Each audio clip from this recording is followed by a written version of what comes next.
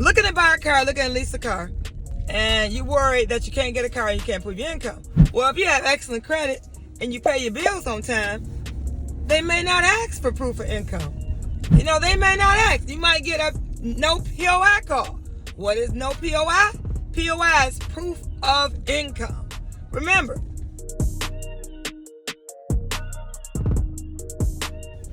you may work, but you work around the house. Or you get income from your spouse. Or you get income from a roommate or somebody lives in the house and they help pay your bills. That's considered household income. But if you work in a job or you lost your job or you got laid off, you're unemployed now.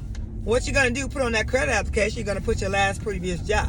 Now, hopefully that the lender won't ask you for pay stubs. But I always say this. The key to getting approved for a car and you're not working and you got excellent credit, you put your last job, or if you're self-employed, put your business name. But you don't put down you the owner, you the manager, you the store manager. Or give your title. Your worker has a certain title, you take the title on your application. That's the easy way to get approved. If your credit good, you can do what you want to do when it comes to buying a car, but stay in your lane.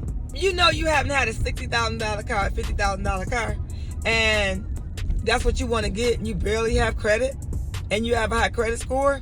That's totally different. That's another lane. If anything you're going to get from this video is that you can buy a car and be self-employed, be unemployed. As long as you had great credit, it does not matter. Pay your bills if you pay your bills. If you're watching this video, please go to my YouTube channel, Regina, the Queen of Car Loans and Credit. Regina, the Queen of Car Loans and Credit, and subscribe. Or go back and watch my old videos, and then you'll be notified every time I drop a video. All right, see you on the next video.